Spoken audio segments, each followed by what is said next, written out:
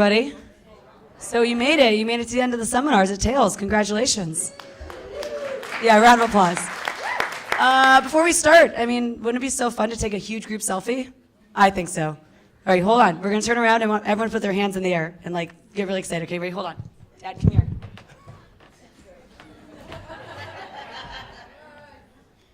Ready? 1, 2, 3. That's great. God, I want to do that so bad. It's not a selfie unless you take it yourself. So I wanted to welcome you all.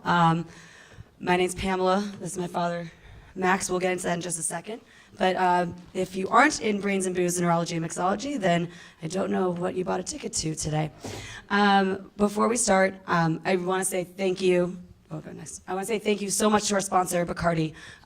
You know, they pick and choose who they want to sponsor for seminars, and it means a lot that they wanted to get involved with this. And it was a really fast, like, Colin heard us speak last time. He was like, I need to be a part of this. So thank you so much, because without you, this isn't possible. And a huge, huge thank you to just the Tales of the Cocktail team, especially Phil Duff, and even more so for the caps. And if we could all take 1 second, just give a round of applause for the caps and all that they do. They're amazing. And everyone back there who helped, like Dean Hurst is back there heading it up. Say thank you. Give them a hug if you see the caps, because they work their butts off. And it's very impressive what they do. So my father, in an email exchange with Phil Duff, said, but I don't have a hashtag or Twitter or Instagram account, and I don't need extra battery. What am I going to do? It's like, that's okay. If you do want a hashtag, we have hashtag Brains and Booze, hashtag Tales of the Cocktail 2015. I'm Pamela Wiznitzer on Twitter and at Pam Wiz on Instagram. I wish my dad had any of that, but he doesn't want to. Someone can ask a question later why, and I'll be happy to explain.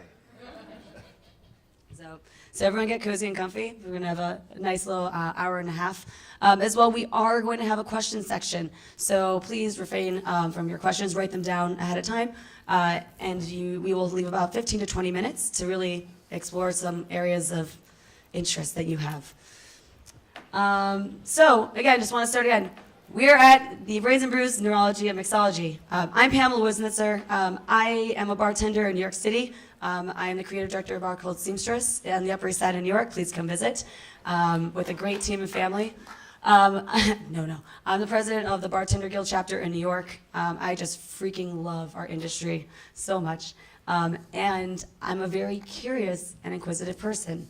So about 2 years ago, during Passover, this really fun thing happens at Passover. Like, everyone falls asleep during, like, the mealtime and never finishes what's supposed to happen at the Seder. And sometimes I'm really lucky, my dad and I finish up that very little last bit, and we're by ourselves sitting and talking. I just remember 2 years ago, I'm sitting there and we're talking just about the lectures he's doing, some seminars I was doing, and I looked at him and I go, do you know what happens in a glass? You know, you're a brain doctor, do you get it? And he goes, oh yeah, of course. And he just starts rambling on, and I looked at him and go, you've kept this from me? I was so upset. How could you do that to me? But we had this really amazing, engaging conversation, and I thought to myself, this isn't something that I need to keep to myself. This is something that we need to share. Because I've been watching my father present since I was about 5 years old. He would invite me to lectures and let me listen to him speak, and everything I've learned about presence and presentation and smarts and research and really knowing a topic inside and out, I get from him. My father, Dr. Max Wiznitzer here, is a leading pediatric neurologist, world-renowned. He even has a Wikipedia page. I did not develop it. He did not develop it. He is an autism specialist, epilepsy as well, and he is really leading the area in the field in research about the brain. And the brain is such a tricky part of the body because we only know about, what, 10% of what really happens in the brain? We know more. A little more than that. But we'd like to know more. Yeah, and to me, he's the smartest person I know in the world, and the most impressive person. I think him and my mother, who's also in the room here, are the reasons, in the back, are the reasons that I work so hard at what I do. So I just wanted to say thank you to my dad, Dr. Max Wiznitzer, for being here. It means the world to me that I get to share my family with all of you, with so many friends in the room, and you guys get to hear a little bit about what's happening up here and how we can connect it down to the glass. So I'm going to turn over most of the mic to him, but get ready for a really engaging and wonderful hour and a half. And thank you so much for making the trek down here to New Orleans, Dad. It is my pleasure. Thank you for having me. How many people here have seen the movie Lucy? Where they say you only use 10% of your brain? I'm sorry, folks, that's not true. You may think sometimes people only use 10% of their brain, and that probably is true. But we actually use our brains all the time. It's just that we don't understand what parts of our brain do. There's a good understanding, though, about what we do in terms of taste and smell and the anatomy of the senses. So what the talk today is going to be about is basically covering specifically those topics. I'm going to talk about the anatomy of the senses, and we know that we have our senses of taste and touch and smell and feel, and there's another one called proprioception. I'll explain what they all are. And we're talking about there's systems peripherally, which means outside the brain, that take the information to the brain, and then what the brain does with it. Now, the question from your standpoint is, who cares?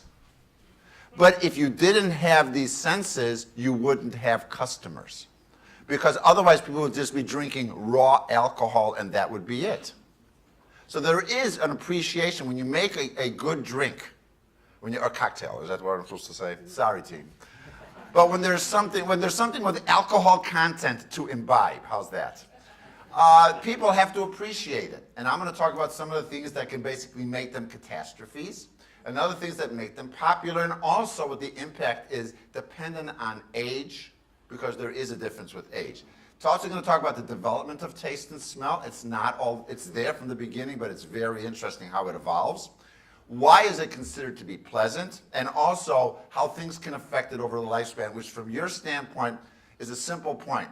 What a 30-year-old perceives is different than what a 60 or a 70-year-old can perceive in terms of the senses, both from vision as well as the other senses that we use when we have one of these beverages available to the individuals.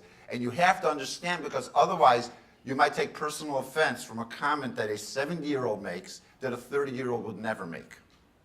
So let's move on. This is the brain. And when we look at the brain is built to process information.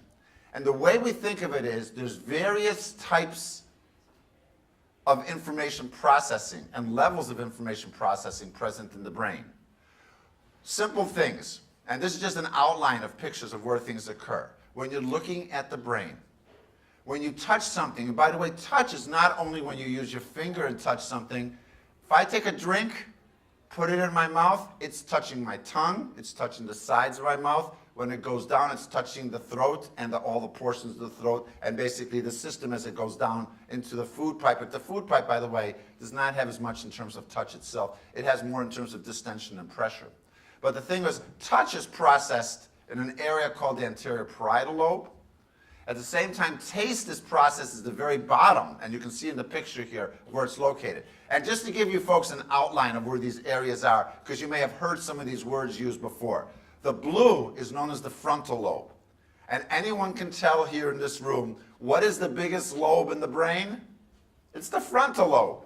And there's a reason for it, because if you look at our frontal lobe in comparison to lower primates as well as to other species, our frontal lobes are much more developed. We use our frontal lobes for thinking. We use our frontal lobes for processing information. Our frontal lobes, to some degree, are executive secretaries to keep us on task, keep us organized, and they do lots of other things. And at the very end of the frontal lobe, which probably shouldn't be frontal lobish itself, is the systems that drive our motor function. Basically, so I can move my arm up and down, and I can shake my leg, and all of you can do all your dancing that you do when you go to the parties that occur. At the same time, vision is at the opposite end. It's in the occipital lobe, which is in the purple. Interestingly, vision is one of the first senses that develops. The connections for vision, one of the first connections that develop in the newborn baby. If you're looking at level of development, there's nerve fibers that when the preterm babies, we know this because we can study them, but in the womb, assuming that you're going to make it to full term, which is 40 weeks gestation, In the full-term baby, the good solid connections are clearly for vision, although they're not that, their vision's not that great. They're somewhat nearsighted, but the vision centers are there. Hearing is in the green area, which is the temporal lobe, and it's interesting, it's in a language area, the area that receives language, but right before you receive language, in terms of hearing what people are saying and comprehending what people are saying, you have to receive the words. Everyone agrees on that? You have to hear what people are saying. And therefore, the vision center is just in front of the area where comprehension of language starts to occur. Where if I say dog to you, your brain breaks it down and you hear the word dog. You don't hear the word goat. You don't hear the word gulibida or anything, unless you're a minion. If you're a minion, that's a different story. Then you can hear whatever you want to hear, and you can play it backwards, and who knows what they're saying. I don't know if you folks are familiar, but people were claiming that the minions were using obscenities in the movies, in the McDonald's toys. I just think they're minion talk. And if they're using obscenities, minions are supposed to be evil, so of course they're going to be using obscenities. But they're good evil. We'll say good evil. For those of you who may have, anyone have seen the movies with the minions before? If you haven't, I recommend you do. It's fun for the entire family, no matter what age you are. You know, Despicable Me 2, and then the Minion movie. Doesn't matter how old you are, you will enjoy it. You will enjoy it, because they're cute. But Just by the way, we're starting to drop cocktails. Please refrain from drinking them because there's an order to drinking them. Until she gives you the cue. And then the last thing, as I mentioned, was touch and taste, which is an area called the parietal lobe. The parietal lobe's major function, the temporal lobe, by the way, receives things, but it also has areas that involve memory. The parietal lobe has a lot of what's called associational areas.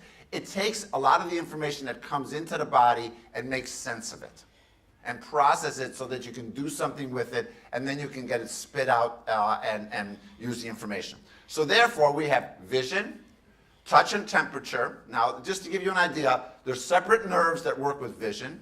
There's separate nerves that work with touch and temperature. There's separate nerves that work with proprioception and position sense. That's out in our body, in our hands, in our feet, in our trunk, anywhere there are. These are separate nerves for those of you who really want to know. For instance, proprioception and position sense are myelinated nerves, which means that they're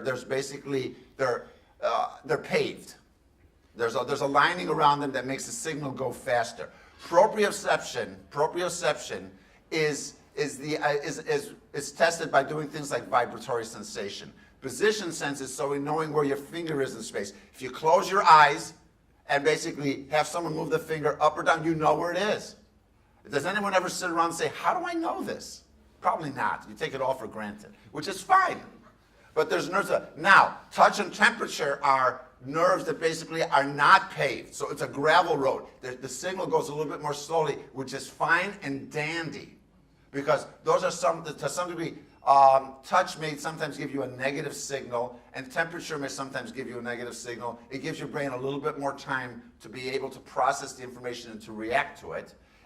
Smell, I'll talk about it, its own nerve, and then taste has its own set of nerves. There's different kinds of taste nerves that deal with taste. So all of these are different things, and this is just the beginning of how the information is processed. So let's look at vision. Simple thing for none of you who know anything about neurology.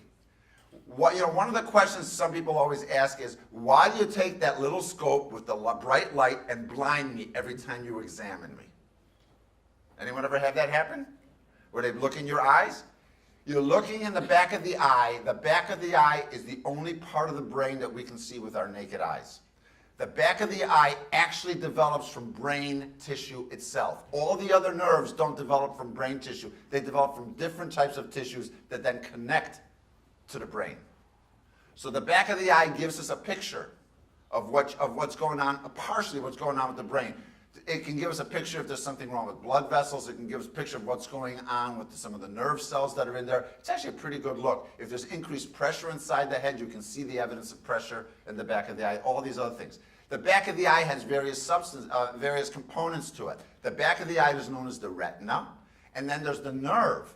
The nerve that comes from the brain, comes out from the brain. It's a little stalk it's almost like a little protrusion. In some of the old cartoons, when the characters, their eyes would actually bulge and bulge out. Literally, that's what the nerve does as it comes out of the brain to go to the back of the eye.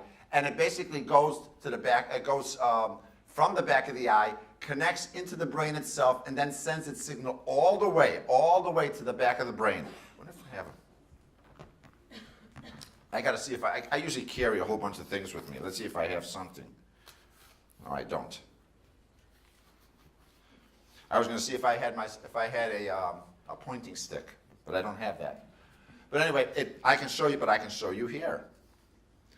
It basically, the information from here goes all the way. Here's what's called the optic radiation. The signal gets all sent all the way. What's really interesting about this is how fast the information goes back. It goes so fast. It goes really fast that you have no perception that there's any time lag at all. So actually what I see from across the room there occurred a fraction of a microsecond before my brain actually processes it. But this is how, but we actually see it in real time for all intents and purposes. But it goes back to the back of the head, but it doesn't stop there, just in the back of the head. All you're getting is raw information. It's just data. And then with the data, it gets sent to other areas around it to get processed. So think of those as like the NSA analysts. They take the information and they make sense of it in terms of what it means. Otherwise, we wouldn't know exactly what this brightness meant or this face meant. So you may see a face, but for instance, if your areas involving information about processing of what this face represents are damaged, you won't be able to recognize who that person is. You might even have a problem understanding that it's a face, that's there. So that's one sense. Now, we use our vision. Think about this. We use our vision when you're doing your presentations with the various beverages that you provide. And one of the things I always like to ask, and we'll talk about this a little bit later on, is how many of you serve sewer water colored beverages to your clientele? Why don't you? Think about why don't you? Is it pleasing?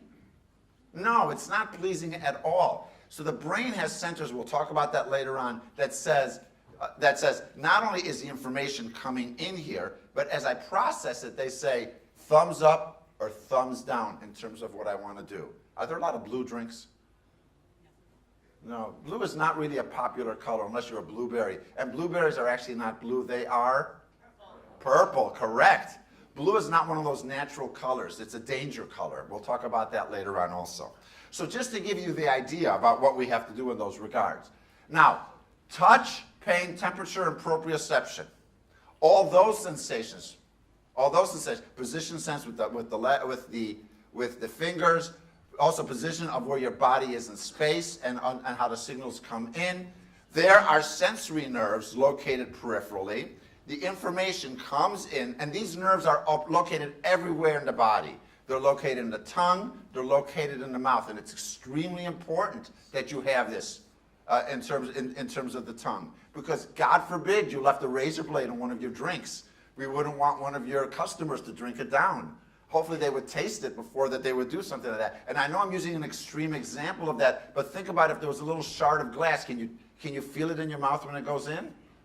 And do you leave it in your mouth or do you spit it out?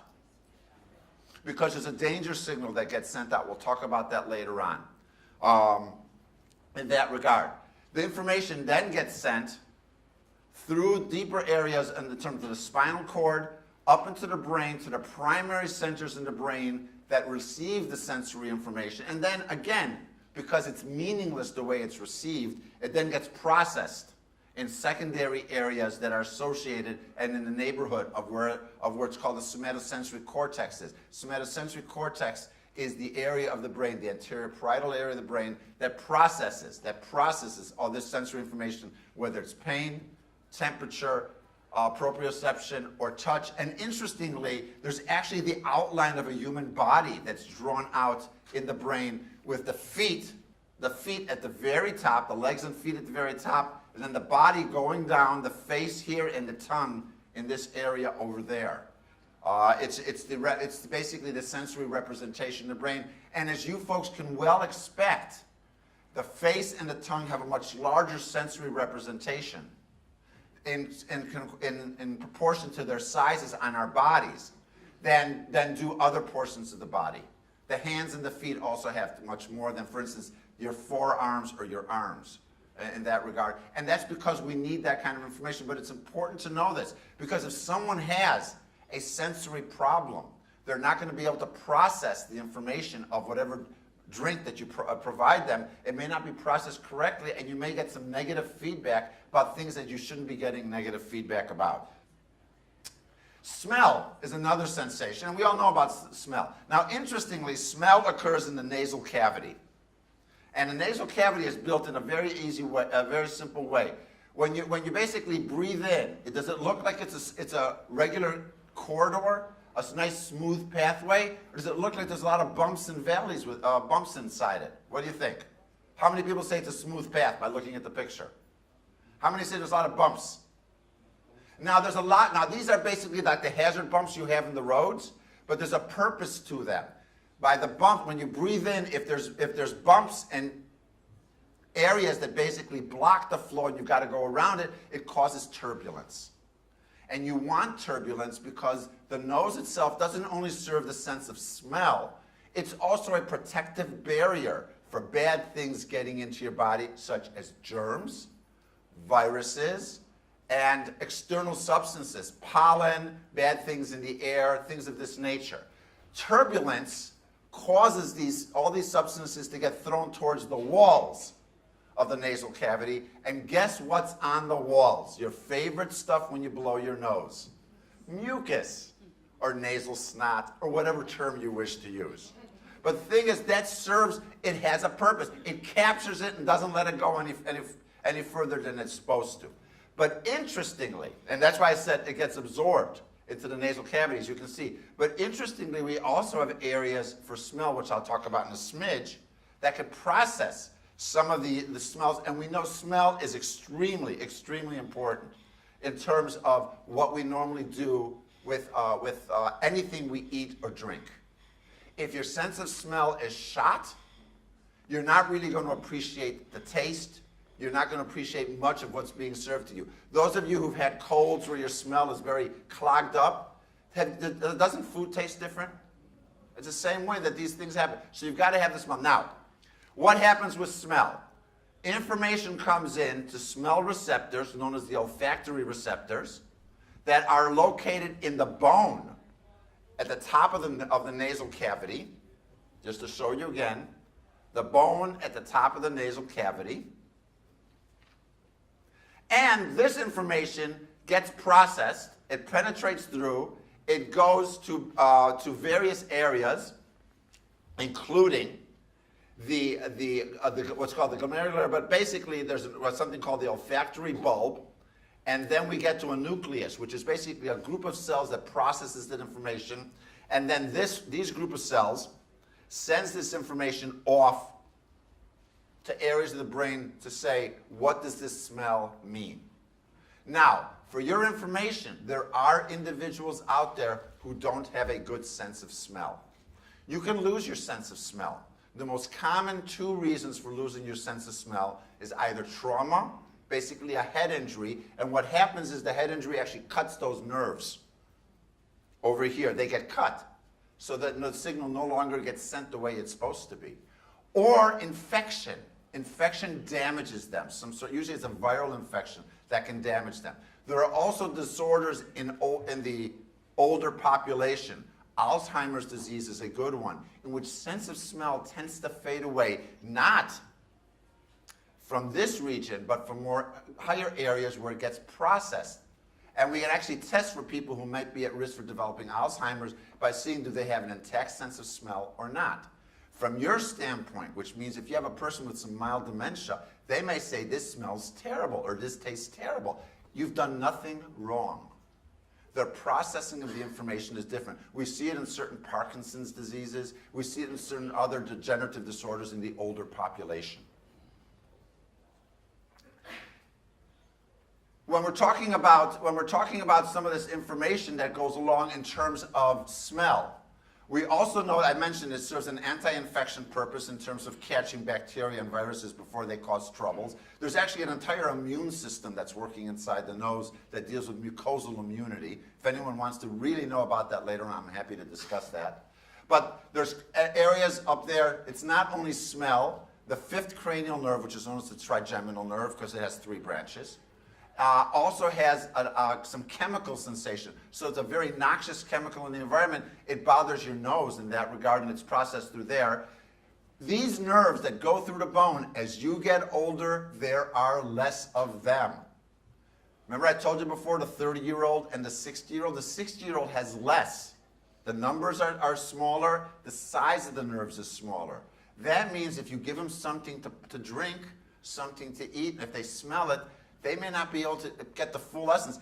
I listened to a lot of people at this meeting talking about things like, I smell the floral somethings. I don't know what the words are that are used. Notes. Floral notes. Floral notes. Say some other ones. Give me some other ones like that. Strong botanical presence.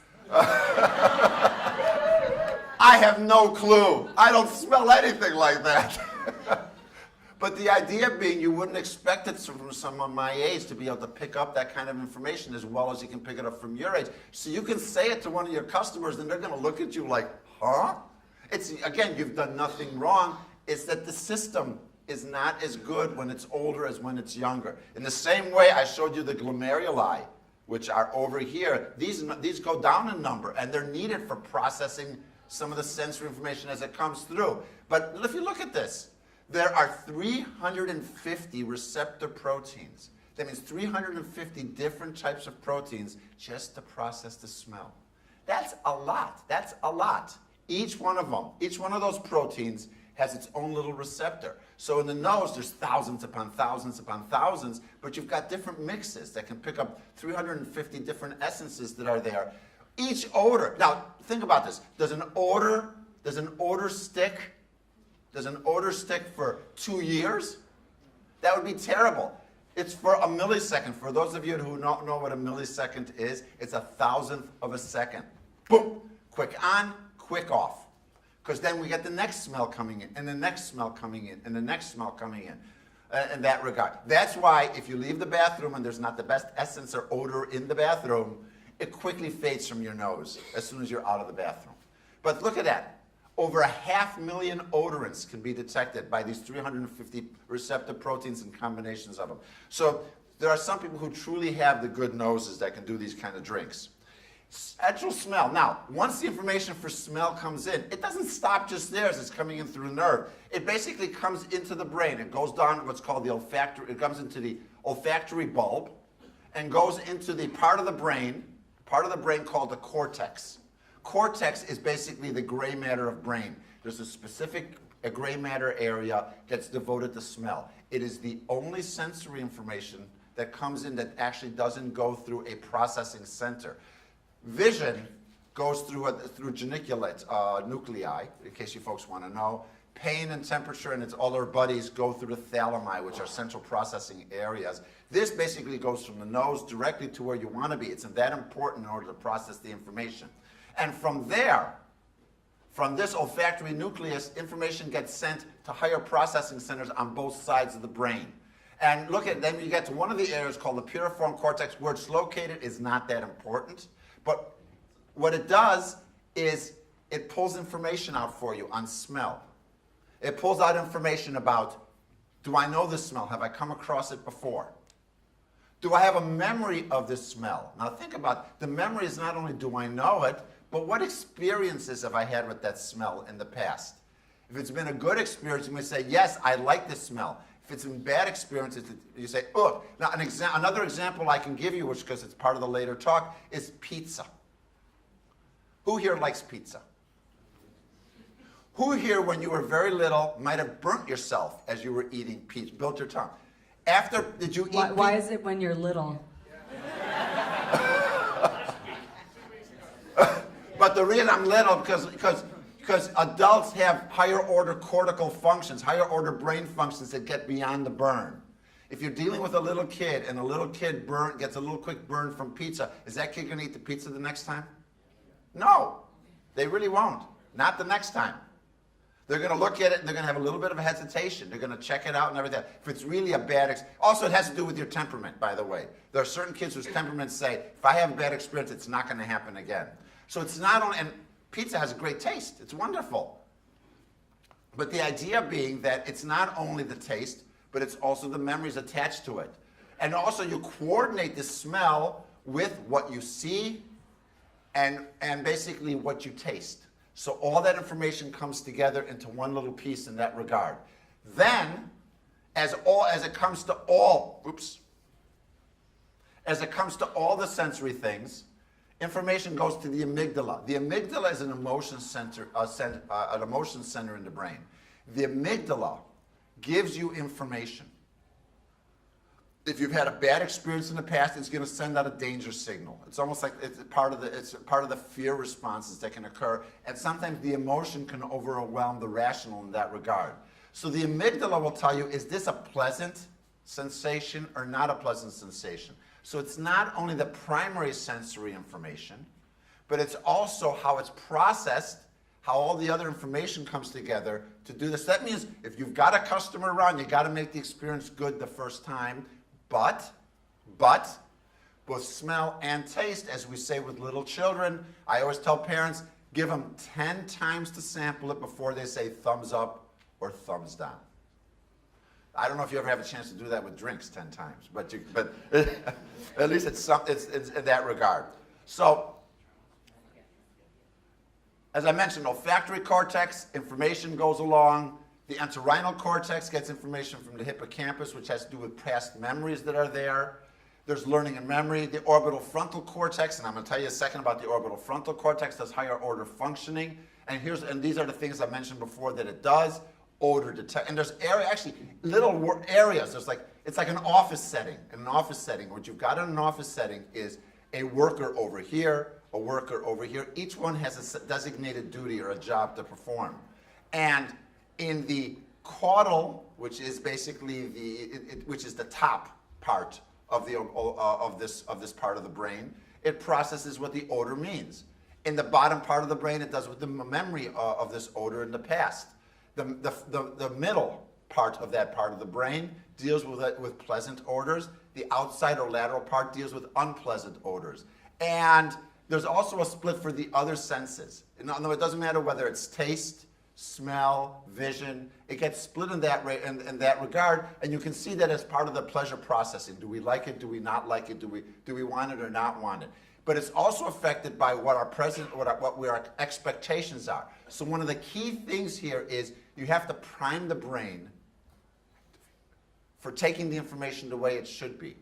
However, you can't oversell it, because if the brain says, you know what, it doesn't match the hype, you've lost.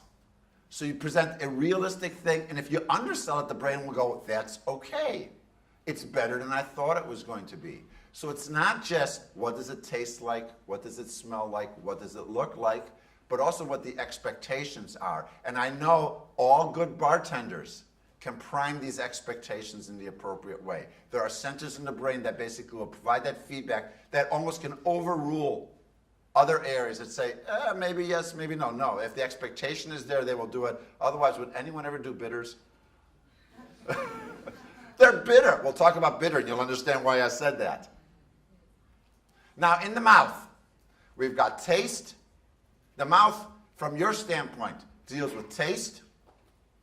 Texture, which means, exactly what does it feel like? What does it feel like? What do these areas feel like? Does it feel slimy? Does it feel smooth? Does it feel sharp? Does it feel gravelly? Anything like that would be deal in terms of texture. And temperature, how warm or cold it is. Texture is important. We are biologically programmed that if anything has a sharp, a sandy sensation, or if it causes pain inside the palate, like that pizza that's too hot, it's considered to be a hazard. The brain says hazard, hazard, hazard. However, creamy, the brain says like. Thumbs up on Facebook. Why? Did you know the brain's on Facebook? You didn't know that? You probably haven't been friended by it, have you? But the friend capacity is 5,000.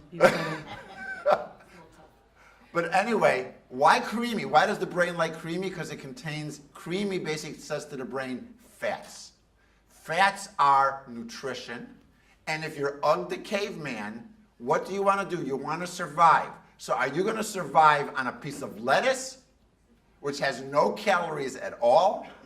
Maybe if you're only a fashion model during Fashion Week. That'd probably be the only one I can think of.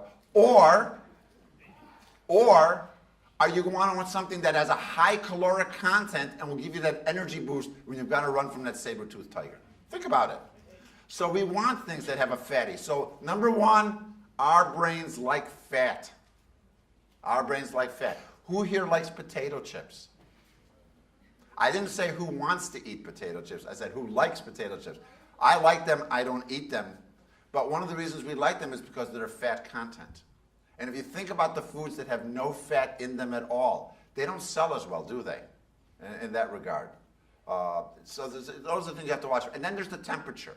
Temperature, the brain processes like the three bears. It can't be too hot. It can't be too cold. It has to be just right. Just like Goldilocks did with the three different porridges or puddings when she went to the three bears' home. The brain can actually tell the difference. Too cold, no good. Too hot, no good. And there's a temperature range that the brain considers to be okay. Dad has a question. Yeah.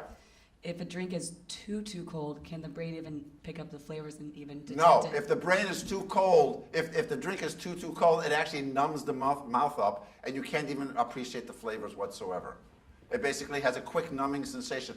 I don't know, think about what we do if you've hurt yourself, if you've got some injury. If we really put a cold pack on it, to some degree it will reduce the amount of pain that's going through there. It actually, that's a process that actually does happen. Same thing in the mouth. You don't want to do that. So don't fill it full of ice cubes and put all the ice cubes in the mouth at the same time.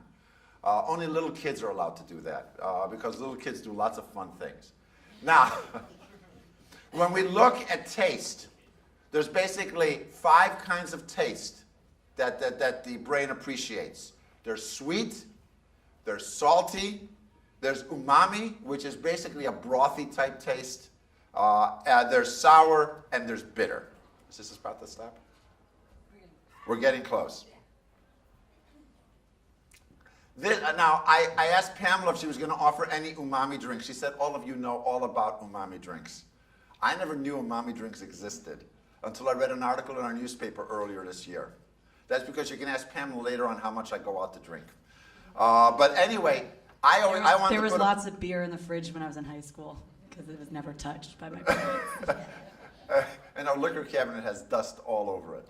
But anyway, balsamic vinegar is really an umami taste that has to there. I always joked about soy sauce having that kind of a taste. But there's other things you can see in the pictures that are here. And there are beverages and cocktails that really will provide that same essence. The body and the brain and the body like umami in that regard. And I think it's something that can sell. But if you think about it, what's the purpose of taste? The purpose of taste, anything we do, the purpose of that function is for survival. Because we want to survive, and then the other thing we do is for the propagation of the species. That is not my talk for today. We're talking about survival today, and we're looking about survival. So when we're looking at survival, the purpose of taste is twofold. One is it's to identify foods that have the best nutrient value that will keep us surviving. So we want things that are sweet because the brain knows, and this is all genetically based. This is all biologically based in our bodies. The brain knows that sweet implies energy-rich food. It has carbohydrates. Carbs are good. They give me energy. Salty, you need something that's salty because you need a certain amount of electrolytes. Electrolytes are things, the salts. Sodium, potassium, and substances of that type. Calcium falls within, although that's within milk. But sodium and potassium are 2 of the major electrolytes that are in our bodies. They go along with chloride and a few other substances that we need. You need to have a good intake. That's what makes Gatorade so popular, because it has a combination of electrolytes. If you're a little bit dry, some water's fine. But if you're horribly dry, you've sweated out a lot of electrolytes and you've got to replace them. That's why in the old days, people would have, I don't know if you know about this, salt tablets, that you didn't swallow the salt tablets, but you dissolved them and then basically drank down the drink that was there in order to replace the salt that you had lost from sweating. And umami is a signal for protein. The brothy flavor says amino acids. Amino acids are the basic building blocks of all the proteins in our body. You need proteins for lots of functions. For instance, the enzyme systems that process all the information in our bodies, their backbones are proteins. There's lots of other things that added to them. Some fats are added to them. Carbohydrates are added to them to make them function properly. But the backbones are proteins. You need proteins for muscle. You need proteins for building your skin. For all your organs, you need proteins. So you can see, if you're looking here, energy-rich food, the fats and the carbohydrates, electrolytes, and proteins. So this is the taste. That's the benefit of taste. And I mentioned before, the taste also has a hazard function. If it is too bitter, and that's what I was making fun about bitters before, if it is too bitter, the brain is wired to say, this is a toxin. This is bad for our bodies. You shouldn't have it. So you have to be careful how bitter you make things. I assume there's a fine line, right? You should almost have a contest. Depends on the bartender. But you know, you should almost have like a little trial sometime where you have things at different levels of bitter and see where people are going to stop you drinking it at all because they're going to say, ugh. And that's a protective mechanism, not because of the bitters there themselves, but because of other foods. Think about when food goes rancid. If you have yogurt in your fridge or milk in your fridge that's gone past its prime, does the taste change? Yes or no? Yes. Yes. And what does it taste like? It tastes sour and bitter, right? In that regard. Sour means spoilage. We don't want to eat it. But we can develop the palate for certain sour foods if we recognize this food's okay to have. So a little bit of sour is all right. Sour in terms of buttermilk, sour in terms of sour cream, things of this nature. And then lastly, too salty can be very dangerous to the body because too much salt that comes in can basically raise the salt levels too high in the body and cause all sorts of bad things in terms of body function in that regard. Salty means a high mineral content, and they also may be minerals you don't even want to get into your body.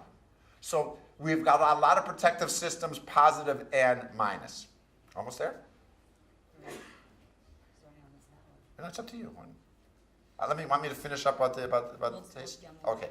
Now, when you do your taste, there are basically locations where the taste buds are. I'm sure you've looked in the mirror in the morning, stuck your tongue out, and looked at all the little bumps on your tongue and said, gee, I wonder if I've added a few more. Or maybe you said, what the heck do they represent? Well, all these little bumps you can see on the tongue are known as papillae. And there's various ones. There's some on the sides. There's some going in the back. And there's a whole slew in the front in that regard. And each of these deal with taste in there. Now, the ones, to some degree, some of the other ones that are located in the front of the tongue deal with other forms of sensation that I'm not going to talk about now. Each of these little bumps contains 100 taste buds. And each taste bud has 150 to 300 cells within it. And there's different kinds of cells that are there. There's type 1, type 2, and type 3, and they all have different functions. Some are detectors of salty, some are detectors of sour, some are detectors of other sensations. Sweet, the creamy sensation, they break it all down into some of the other tastes like the umami sensation. So you have all these centers that process it. Now imagine that I have a disorder that's made all my taste buds disappear or that's damaged my taste buds.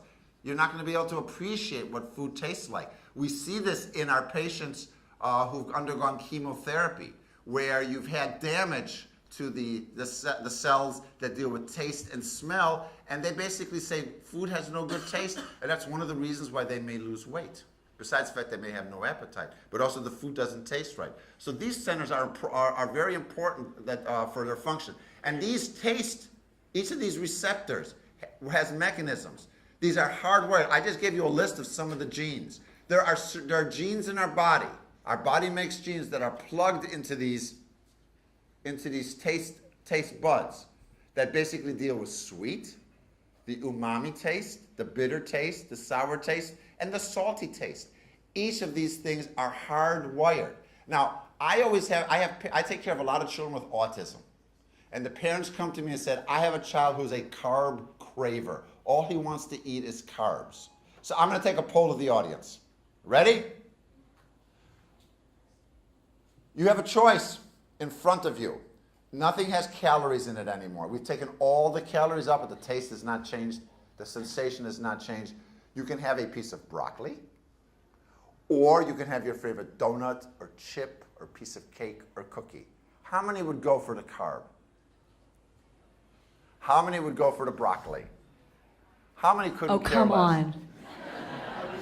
Yeah, now be real, be realistic. I'll tell you right now, it's a learned behavior. Because the body would say go for the carb. We're hardwired, the genes want us to go for the carb. So, of course, if I had a choice between eating junk food or healthy food, I would eat the junk food. The food industry knows very well what to do. Think about, I listened to something on National Public Radio recently where they were talking about the ultimate junk food. They said the Dorito. Oh, I heard Dorito fans here. Think about the Dorito. Is it a little bit fatty? It has a little bit of that appropriate creamy sensation. Has a little bit of a salty sensation, right? It had that little crisp attached to it. If they took all the fat out of it, would you eat the Dorito? No, you wouldn't. No! Because you need that little essence that's there in that regard. So the Doritos is like considered to be the ultimate food. A little bit of cheese, the right taste sensations in there, and everything else of that. It also leaves a little bit on your fingers to eat after. And you're right. I happen to like cheese puffs, for instance, like that. Or corn puffs. They're similar to what the Dorito does. Broccoli, cheese puff, corn puff. Broccoli, corn puff. Isn't even a choice in that regard. So most, of course, and I'll tell you, if you also think about it, how many people in this room have children? Because children are the ultimate players. Think about your own children. Think about your own children. If they're going to eat something, would they prefer fruit or a vegetable? Just in general, 3 and 4-year-olds. Fruit. Which fruit are they going to eat? Are they going to eat the tart apples? No. Bananas. I know bananas aren't really fruit, but pretend they are. Apples, oranges, the sweet berries, things like this. And if they're going to eat vegetables, what are they going to eat? Carrots, sweet. Corn, sweet. Peas, sweet. What kid stands up and says, oh, I want my 5th serving of broccoli. Oh, give me some more kale. I can't have enough of it. So trendy, too. But the idea being that it becomes an acquired taste. And when will kids, think about when people eat salad, when do they eat salad? By itself or with dressing? What's in the dressing? The dressing's fatty, sometimes a little sweet and a little salty, right? So basically, we're hardwired.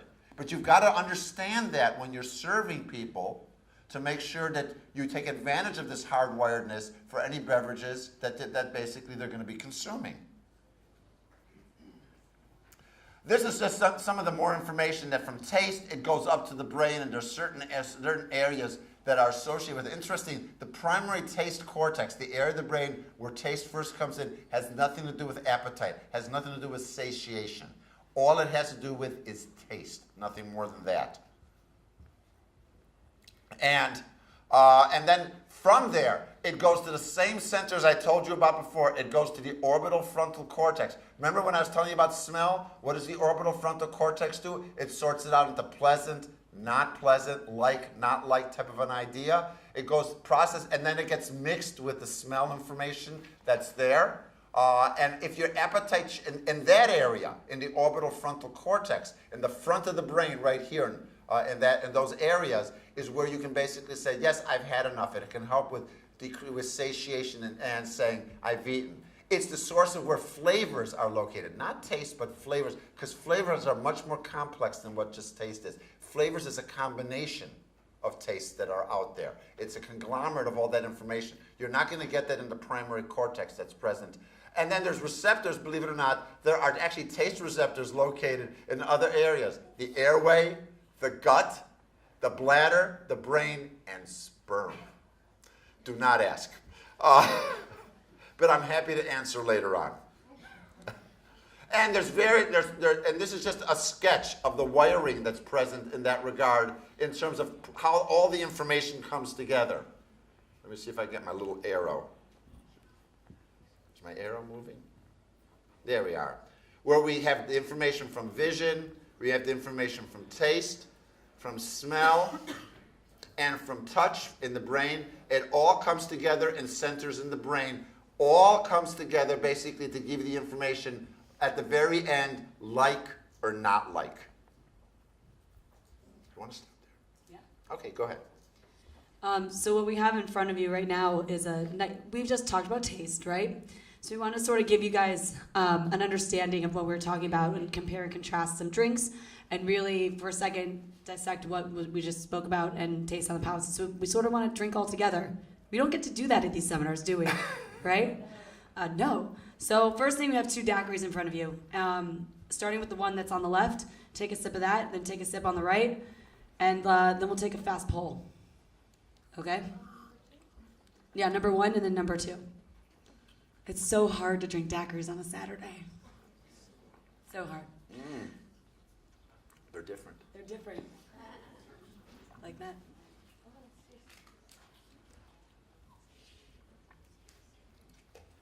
All right. Raise your hand if you like daiquiri number 1. Raise your hand if you're number 2. Interesting. So, and you know what's funny? I traveled around the country last summer on a road trip, and I did a lot of research about regionality and drinking. And there's a huge difference, not just because of age and gender, but also because of where you live regionally and cuisine. And as we were talking about how your taste buds develop. And what sometimes we forget about when we make our cocktail menus is that it's not a cocktail menu for you. It's a cocktail menu for your guest in the area where you live coming to your bar. So when you're making all those bittered, stirred brown drinks, that's not necessarily going to sell if you're in a region or a place where maybe you have people who like things a little bit sweeter. So we have here 2 daiquiris. The first daiquiri was a bit sweeter in the ratio of proportions, and the second one was much more sour. We could see in the room it was pretty much like a 40-60 split here, and I think that's pretty interesting to say. Like, you know, some people are like very adamant about sour daiquiris, right? And as you said, sour was a learned. No, sour is okay up to a point. Yes. But too sour, thumbs down. Yes, and as we know, people are very specific about their daiquiri ratios. But sugar is not bad. Sugar is not a bad additive. And something I have learned from a few mentors is that sugar is a binding agent, and sugar helps to express other flavors that are in the drink on top of it, as well as adding a little bit of fat content. And it's sort of like the muscle to the bones. So even just like a teaspoon of sometimes a simple syrup, a cane syrup, can bring together the entire cocktail for something that was missing. So that's example 1 and 2. The next one is a martini, and a martini that actually has no garnish for a reason. So just take a sip. Thank you, Bombay. Is this shaken or stirred? This one is stirred. You're so James Bond right now, Daddy. The idea here is showing just like what a lot of times martini really matters about the garnish and presentation. And we will talk a little bit more about aesthetics with drinks and what that does with your brain. But here I want to say, because if you express certain oils or certain flavors, what do you get first when you smell it? You get that sensation, the retronasal that's going to create that sensation in your brain first. So there's orange oils, there are lemon oils, then there's the umami flavor if you're going to stick some olives in there. And the interesting thing is that the martini pretty much can run the gamut from being sort of floral and fruity also to umami and very savory. I think this is one of the most dynamic cocktails in a way, and it's a very, what am I looking to say? Versatile. It's a very versatile cocktail, and I think this is the one at most bars that you have to be careful about how you serve it to guests, because as you can see right now, what are we just getting right now, and it has no garnish or anything? Talk, people. Botanicals, good, great. There's botanicals in there. Any other flavors? Are you getting more savory? Are you getting more sweet? What's happening? A little sweet. And there's Bitter. There's a little bitter in there too, but it's a good bitter. It's not too bitter. What's the vermouth to gin ratio? It's a 2-to-1. Yeah. 2-to-1. So try to keep it pretty classic for you guys. So drink it down. Peppery. So a lot of times when you do this, when you leave a drink ungarnished or you don't think about those extra aspects at the very end in order to really complete it, you're going to find that it leaves your guests with an inability to really connect to the cocktail. That's why it's going to be really important to always be very thoughtful about what you put on top, not just haphazardly putting some oils on just because you have them. The next one we have, well, you love talking about the shaken versus stirred and brown drinks. Oh. Yeah. Oh, my dad likes talking about this. I always ask people in an audience that if I served you mud in a glass, how many people would drink it? But if it's chocolate milk, how many people would drink it? Which looks like mud in the glass, but that's a different expectation, doesn't it? Do we like drinks that are usually brown? Not usually, unless it's a cola. Or a whiskey, but even whiskey is not classically brown. It's a different color. I'm thinking about brown, like certain browns that I don't want to discuss in front of the audience today. But if it's a cola and you know it's a cola, you'll drink it with no problem at all, because remember, your memory expectation is there as to what's been going on. We had talked about things with the Tiki Drinks, which may not look the best in the world but taste really well. And Pamela told me that how do you serve Tiki Drinks? In an opaque tiki mug. That way people don't see what it's like before they try it. Once they've tried it, then they're willing to tolerate whatever it looks like. But remember, looks can have a big appearance. After all, again, if you're serving a bright blue drink, is that usually going to sell well? Excuse me? Depends on the audience. Yeah, well, you know what I mean. For no one ever knowing this before, if you're dealing with a totally naive person versus something like these daiquiris or the Martini, which is more the expectation of the customer in that regard, or even something this is not really classically red. This is like a red, orange, brown, which is more of what we'll drink. If I gave you something that looks pure orange, you're fine with it because it's the color of orange juice in that regard. If you drink, say, something that's reddish, like cranberry juice, people will drink that because they will do that. So the visual impact is extremely important, but it's not only the color itself, but the essence within it, whether it's clear or whether it's opaque, whether it's a little bit translucent, which is actually in between, and whether people have had the experience before. Sometimes, as I said, what you might have to do when it's something you know that the color might put them off, but it has a good taste, is serve it in a not clear container so they first appreciate it, and then you can let them see what it's like. So what we have from the fourth drink is an old fashioned for you guys to enjoy. I mean, why not, right? We want you to enjoy, if this is your last seminar, I want to give you great cocktails to drink. It's pretty good. Thanks you to the caps who were making all of them back there. That's a very good old. And we talked a lot about fatty drinks, and for those who know me really well, I'm like kind of like a cream drinks ambassador. I love any cream drinks. And for me, it's exactly what my father says. They're fatty, they're rich, and I don't know anyone who actually denies one if it's put in front of you, because it makes you think you're drinking like chocolate milk when you're a kid. Or an ice cream soda. Yeah. So what we have here is a Brandy Alexander. Yeah. We have a Brandy Alexander at the end, just so we can get sensation. And what I'd love for you to do is, while we keep presenting, is sort of go between the flavors and really see what the striking difference is between the sour, between the fatty, what it does on your tongue, and see how fast you're recognizing flavors, also with scents. This is just a little bit of nutmeg on top, again, to express some nose with its different contrast to what's in the glass. But do you feel the creamy essence in there? And tell me, who doesn't like creamy? Think about this. Okay, one person in the audience. We'll just have to throw them out right now. But, why do people like ice cream? Or why do people like fudgicles? Because part of it is, it's not only the flavor, it's also that, because the flavor is not enough. It's the creamy part of it that's there. Sauces that we put on, we have a lot of sauces that are creamy. That we put on our foods. And again, for the same reason, because people do appreciate that. Now, as I mentioned before, taste and flavor are different things.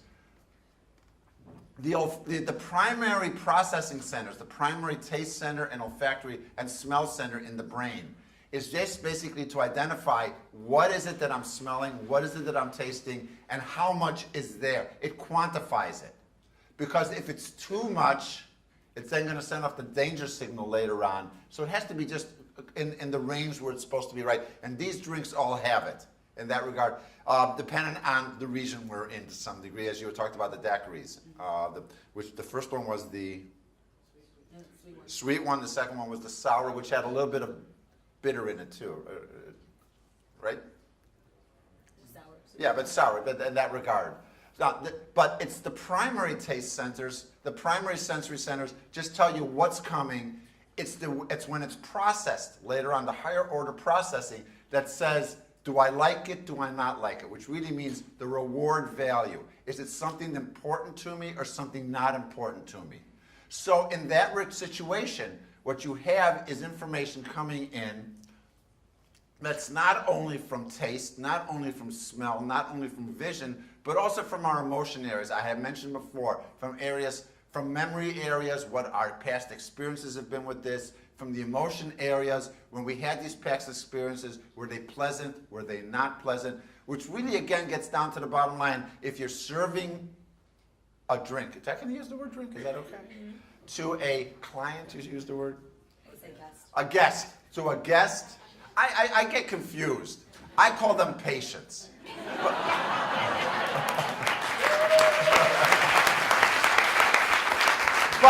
But our psychologists and social workers call them clients. And you folks call them guests, which I think is a very appropriate term to use because they've come into your home and you're there to basically give them, to offer them a good time in terms of their taste sensations and their experiences. But what you want to do is when you first present it, you want to make it a positive experience without filling out those 200-page rating scales that they do at all these places, hotels and airlines afterwards, so that they will come back and say, I like this, they served it right, it was a positive experience, I can come back there again. Okay. So again, preferences, as I mentioned before, sweet has a representation in the brain because it's biologically needed in order for our survival. Fat textures processed at multiple sites. There's different areas. And I mentioned before about our color expectations and experiences in terms of what we like and don't like. And then with the expectations to some degree get further processing, which I'll talk about later on. And here's a little sketch or diagram of how these things happen in this regard. But I'm just pointing some of these things out, that if you're looking at the concept of refreshing, if you're looking at what is refreshing? So people will say to themselves, refreshing could be something like energizing, or maybe basically it takes care of whatever thirst needs I have. And it goes down to things such as colas with their brown color, orange juice, water and ice, or something even that's mint flavored. But if it's mint flavored, what is it that catches our interest in it? It's the odor of the mint, which is really more than the taste of the mint. It's the odor of the mint that's in there. Now, babies, because I talked about this before. First of all, I do not recommend serving any of your beverages to newborn babies. No, I do not. I would There's only one thing that should be served to newborn babies, and that is human breast milk. Now, because I am a pediatrician as well as a neurologist, I can tell you right now that we have had tastings of all the formulas that are out there. And when my wife would tell me in the middle of the night, go feed the baby. So I'd have to go into the fridge and take out the breast milk she'd left in there, warm it up in the microwave. And then, because it can't be too hot, because if it was too hot, I would hear about it later on. I would have to taste it. So I've tasted breast milk, and I've tasted all the formulas. I can tell you by far, breast milk is much better. It's a little bit sweeter. And some of the elements, it is.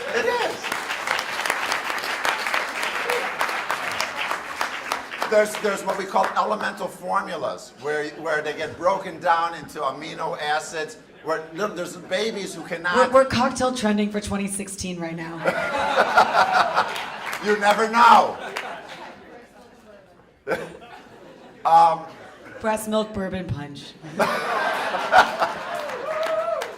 Breast milk is, by the way, is like lactate. I don't know if you know much about lactate, but there's sugars in milk, and there's people who can't process lactose, which is the primary sugar in milk. And if you because they're lacking the enzyme lactase, and if you add the enzyme lactase to milk, it breaks down the milk sugar into 2 other sugars, and therefore it doubles the sweetness of the milk in that regard. Therefore, if you've ever tried lactate, you'll taste that it's a little bit sweeter than regular milk, than the regular cow's milk that you would normally buy. But just like in my view of the world, cow's milk is for cows, goat's milk is for goats, human milk is for babies, human babies. Basically, it's a very simple concept. There are some very elemental formulas for kids who have problems processing milk. They don't taste good. I don't care what you folks could do to them, you can never make them taste good. They're awful. Babies don't know any different, so they'll drink them down. But any of us, I've tried them later on. But the thing is that babies do have preferences. Breast milk is a little bit sweet, and guess what? Babies are hardwired for sweet. So they'll drink the breast milk. They will avoid things that are bitter. Sometimes the moms, when they're breastfeeding, will eat things like cauliflower and broccoli, you know, those evil things I talked about before. And they make their way into the breast milk, and you know how sweet broccoli is. And the babies will go, ugh, I don't want to drink, which is why many times we recommend avoiding some of these foods if the babies don't like them. And then, as the babies get older, their food tastes and preferences evolve because they're willing to try new things. It's an element, some concept we call plasticity, and therefore their palate expands into what they will or won't try in that regard. Now, early preferences establish later interests. That means that babies and toddlers and young children, you know, in the preschool years, need to really be exposed to a wide variety of foods and tastes, because otherwise there's a subset of them that'll get very restricted later on as to what they will or won't try. I'm sure all of you have friends who have children where they may only eat 5 or 10 foods and that's it. It has to do with temperament, personality. There's a whole bunch of reasons why that can occur, but that can occur. Now, interestingly, if you basically have the mom drink something very sweet, it increases swallowing behaviors in utero in the baby. If you have the mom eating something very bitter, the baby stops swallowing. So we know that they're hardwired, even before birth, they're hardwired into these kinds of experiences. Surprise. Pamela was our only child who was born with a full head of hair, which was okay, because I have this thing, I don't know about you folks, but for little girls, it drives me nuts when we have to paste a ribbon on top of their heads to let the rest of the world know they're little girls. We had no problem with Pamela in that regard. But look at this, taste. By 3 to 4 months in the womb, taste buds are already showing up. 3 to 4 months. And then in late gestation, by the time they're basically 40 weeks of gestation, they've got the full complement of taste buds that are there. The brain processing centers may not be as well developed, but they've got, you would think of it, the primary centers that are there. Smell, babies smell in the womb in the first trimester. In the first 12 to 14 weeks of the pregnancy. The sense of smell matures by the time they're 28 to 29 weeks. So that means premature babies, when we see premature babies born at 24, 26, 29, 32 weeks, by the time they make it to 30 weeks gestation, we have to assume they smell everything anyone else does, and we have to be careful not to expose them to noxious odors. And there's lots of noxious odors in the nursery that can be there. And there's little plugs that are present in the nose that basically protect the nose, but they go away by 36 weeks gestation. And there's a whole bunch of other things going on in that regard. There's actually experiments that were done looking at babies, newborn babies. And on the top, here's a baby with something sweet. I think that baby looks pretty comfortable. And here's the baby at rest. And you see how the mouth is open and I want more. And here's the baby to a bitter solution, which is basically not what I want. And I mentioned about breastfeeding. Now, for those of you who know little kids, preschool kids, it's extremely rare that a preschool child is writing the gourmet restaurant reviews for your local newspaper or putting a blog together saying, oh, let me tell you about this new food that I just tried. Kids will try foods early the first 2 years pretty well, but then for about the next 2 years, they get awfully picky. Parents, do you agree? Yeah. And there's nothing wrong. This is part of the biologic pattern. You still need to introduce foods. If you introduce them slowly, and there's ways of doing this, the kids will try new foods. To some degree, it depends on temperament. Our oldest child tried everything but Pickles' calves' feet, the equivalent of Pickles' pig feet. It's called pacha in Yiddish. He would eat anything but that. We know that because it was offered in that regard. So in that, things that we have to watch. So young children have a very functional taste. They have a very functional taste. But in that regard, we always have to watch. Now, why is it pleasant? It's really, this is the finishing up of my talk. Why is it pleasant? There's a connection between the flavor centers. Remember, there's the taste. Then taste gets combined to the concept of flavor. And then flavor gets processed. Do I like it? Do I not like it? So there's pleasure centers in the brain. There's the nucleus accumbens, and these are some of the locations that are there. The amygdala, which is basically the one of the emotion center in the brain, and the hippocampus, which is the memory center. The nucleus accumbens deals with pleasure, reward versus non-reward. Is it something that I really like and I'm going to try again? Overstimulation of nucleus accumbens by certain substances can lead to addictive behaviors, just for you folks to know this. But we all use the nucleus accumbens. That's why we like certain things and we'll try them over and over and over again. So it's processing through these centers that basically does things. Now here's one thing, just to read the line. I haven't touched an Oreo since doing this experiment. A neuroscientist talked about his recent study, which found that the cookies activated more neurons in the pleasure centers than within rat brains than did drugs like cocaine. So in a way, you can see the little rat dealing Oreos out on the side. In that regard. Now, think about it. I would wager that the majority of the audience in this room likes Oreos. Am I correct? Can you eat just one? No. It's like Doritos and all these other things. Can you eat just one? Because the pleasure center says, go for it. Go for it. So it has a positive effect in our functioning. It's when it's overused or misused does it turn into addictive behavior. And I'm unsure who ate the last Oreo, but whoever you are, I will find you and I will kill you.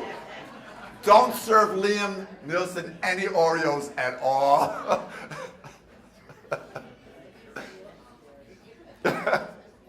Now, over time,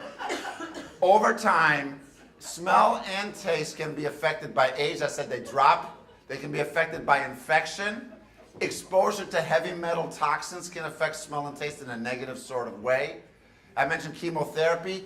If you have certain mineral or vitamin deficiencies, zinc deficiency can really clobber your taste and wipe it out. Certain vitamin deficiencies can do the same thing. You replace these substances and all of a sudden, people will start eating better and smelling better in that regard. We see this with head trauma, degenerative disorders, as I had mentioned. Pregnancy alters taste. I don't touch that line in that regard. It's more of hormonal influences on that. It is a transient phenomenon that fades, but that might be why I want the cheeseburger at 2 a.m. in the morning when I've never eaten a cheeseburger in my life in that regard. There are also individuals who can have genetic reasons why their taste and their smell are altered, as well as during migraine headaches.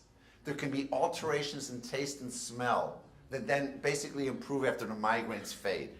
Migraines are hangovers. Think of it as the equivalent.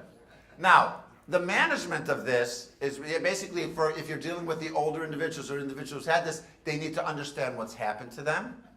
They need, in those cases, you may need to enhance some of the flavors. If they can't taste the salt that's in there, you may need to put a little bit more salt. If you're looking more of an umami effect, you may need to put a little bit more MSG into it than would normally be there, because if there's not as many receptors that are present, you need to enhance whatever the receptors have there. I talked about replacing the deficient substances and some of the options. So I thank you very much for joining us.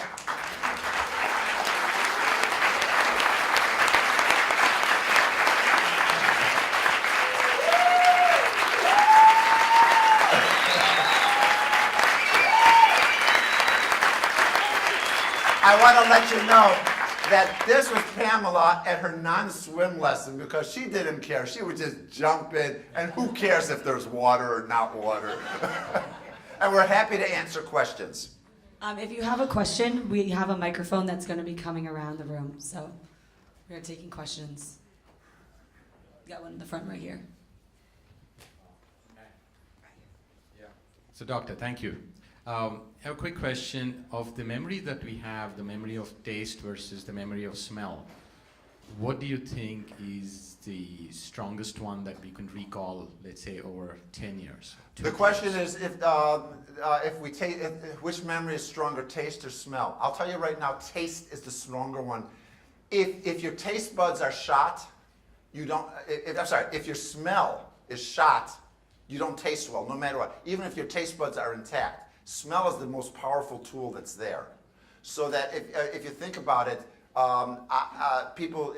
it's clearly taste that drives that. Taste that drives it, because taste is the one that drives most of. I'm sorry, not taste. I'm blanking again. Smell is what drives it. Smell, because if you can't smell, when you have a cold, there's nothing wrong with your taste buds, but your nose is all clogged up, so you can't smell as well as usual. Do foods taste the same as usual? No, they don't. It gets better. So the same thing, you're going to establish your memories stronger from taste than from smell, from smell than from taste. However, it's really the conglomerate of everything together. It's not only the smell, it's not only the taste, but it's also the touch equivalent, the essence of the texture, as well as the vision. It's all of them put together that ultimately will give you the information. Okay. All right? I'll repeat any questions that are asked. This was fantastic, so interesting, thank you. Question is on, within our industry, is there any way to, on an anatomic or sensory level, to improve your palate or to improve your sense of smell or taste? And can it be done at a cellular level? The question... This is a great question. Drink less Macallan. This is a question which really deals with a... This deals with a big topic in neurology, which is called neuroenhancement. Can we enhance our function more than it really is? And I can tell you right now, as far as we know, unless you've got a deficiency, in other words, if you have a diet that's deficient in zinc, or if you've had some sort of an exposure to a toxic substance that's temporarily knocked out your sensation, you're not going to enhance your palate more than it's biologically possible to do. However, I could argue that your palate may not have been tested as much as it should be. In other words, I think of this as exercise. If you gave me 300 pounds, I'm sure there are people in the room here who can basically bench press 300 pounds. Am I right about this? There's be at least one or two people. We can carry kegs into the keg room. Right. Ask me to lift 300 pounds, I can't do it. If I exercised enough, I probably would be able to do it, because I've got the biologic potential to do it. In the same way, you have to have some training. Some people are just naturals. Like in sports, they're just naturals. You put them out there, they know exactly what to do with no help at all. But others have to get the training to do it. So I would argue what you need to do is do training, so people can appreciate. You give them something and you can say, do you taste the woodiness? Is that the... Yes, very good, Dad. Whatever it would be. The woodiness that's there, I have no clue what woodiness is, but if you gave me enough woody things, perhaps I would be able to then understand it. So that you can do. Fair? Now, in the future, might we have drugs that will enhance it? The answer is possibly yes. Then there raises a whole bunch of ethical questions. Should we use them? But that's not a topic for today. Doctor, thank you. During some of my research and some of my readings, I've I guess found that the preferences for more bitter and even spicy flavors tend to, I guess, they tend to increase with age. You know, the older you are, the more you like bitter, the more you like spicy type of foods. Does that have more to do with the degradation of the senses, or more to maybe the subconscious starting to realize that some of these things aren't as bad as we originally thought? No, no. In fact, your first statement is correct. The comment was, you know, about that we can tolerate more bitter and more spicy as you're older. Remember, as I showed the slide up there, you may have to make things a bit more salty, put a bit more MSG in there because there's less receptors. So you've got to increase the amount that gets delivered to the receptor to get the same level of effect. Now, that's not to say the same thing about, for instance, if I'm raised in a country that eats a lot of spicy foods, I will develop a spicy food palate because there's preferences that can occur and tolerances that can occur. At the same time, if I gave that food to someone who'd never been exposed to it before, their body would say it's too much. And it's because you've got the primary sensory input, but then you've got the secondary processing areas that can then temper and modulate how that information comes in. So yes, I agree. Next. So I toured the Pharmacy Museum right over there on Charter Street recently, and they were talking about how a lot of the current cocktails have their base in old medicines. And that got me to thinking about my childhood, where a lot of my relatives swear by whiskey-based strengths as cures for common ailments. How exactly does that work? I mean, so many people say it's good for what ails you, and sure enough, when I take a shot of bourbon, my cold goes away.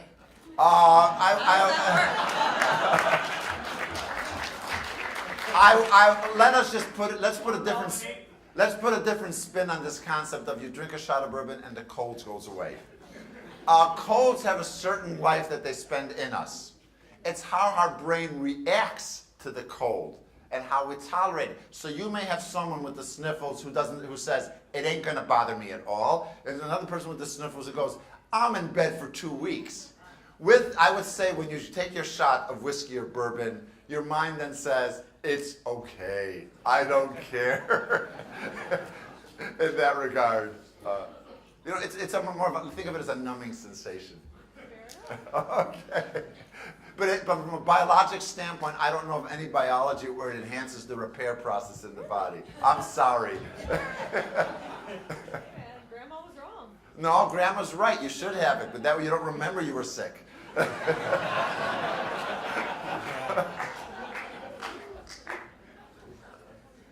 Who else has? Okay, so Please. to take this back to the reason we're all here and applying it to actual everyday cocktails that we're making for our guests, it's more of a Pamela question. What are we doing to add some of these savory influences? What creative ideas are you doing to implement some of these old memories and taste associations into cocktails? That's a great question. Thank you. So, sitting at a lot of bars, looking at a lot of menus, talking to my dad, brought to the forefront so many interesting points about like what we're missing. I don't think every cocktail has to be umami. I don't think you have to have mushroom in every single drink. But I do believe, when I created at least the cocktail program at Seamstress alongside my bartending staff, I had a room filled with bartenders, the bar owners, clientele, and friends. I had palates that ran the spectrum. And I wasn't going to be satisfied until everybody across the whole way said, I would drink this and drink it to the bottom of the glass. It's the same way we develop cocktails right now as we're changing our menu. As we've learned a lot from my father today, you have to think about a lot of different areas. Texture, we're missing I'm going to say this, in a lot of cocktail programs, we're missing texture. Drinks are very thin, or drinks are just, they don't think about that as much. We're missing the fatty aspect. I get it, the skinny girl margarita will be here to stay forever, aka the tequila Ricky. But with that regard, we're forgetting the little binding agents, like a pinch of salt in a cocktail that really binds, yes, like a chocolate chip cookie batch. Yeah. You forget that that's a really big essential to sometimes make flavors pop. Sometimes you have to also test your citrus during times of year. It's not going to be as sour one part of the year as it is during other parts of the year. And then also the nose. The retronasal is the first thing that happens before we even consume the drink. You gotta smell it. So the garnish has to apply, and you don't need a fruit basket on top of your drink. There's gonna be too many flavors. A big thing I've also seen are too many flavors in a glass, and you have to take those away, and you have to focus on the first base spirit build around it in the smart, logical way, and the one or two other things that are going to enhance it. And then a nose, and the nose doesn't have to be the same as what you're gonna taste, and the contrast creates a better drinking experience because of the shock value of what happens up here.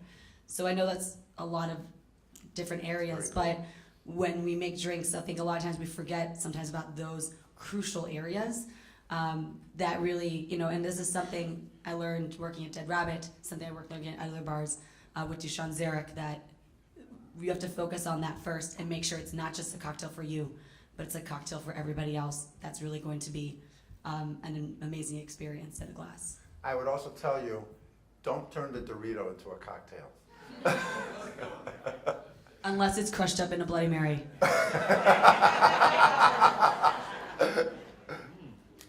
We have time for one or two more? Last question. Ah, I know. fine.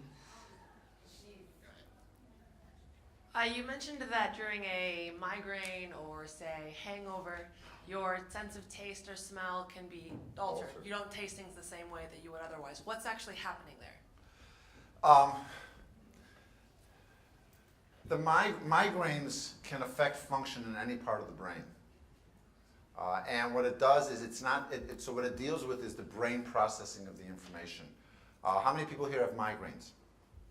Okay, how many of you have ever seen like dots or squiggly lines in front of your eyes, which is an altered sensation?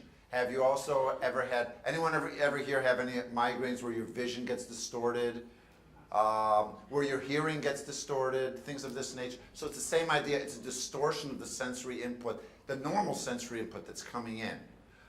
That's all that happens. I mean, is that electrical? Is that like... It's thought to be related to a concept where there's actually a suppression of the brain activity in that area at that time, as far as it's been hypothesized. Believe it or not, there's some research going on in migraine, but there's a lot more that needs to be done. Migraine does not have the same lobby that cancer does, or a lot of these other disorders does, even though migraine affects a good number, at least probably 5 to 10% of the population. Yet they don't have a big lobby saying we want more research as to finding it out. But it's a dampening of sensation rather than an exaggeration in that regard. That's what's thought to occur. Okay? So it looks like, But we'll I hate answer this. questions. I hate this time of the seminar, but it looks like we've come to an end. We will be up here for a little bit if you have some questions. What I can tell you is that I'm sure over the next 6 months I'm going to see a lot of umami and breast milk and super sour cocktails on menus. I'm very excited about that. I want to say a huge thank you again to Bacardi for sponsoring this. I want to say thank you to my father for making the time to come down here during Tales of the Cocktail. Thank you. Thank you.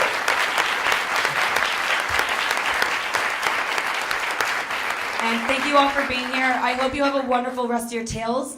Be safe and enjoy, and please be in touch. Happy Saturdays.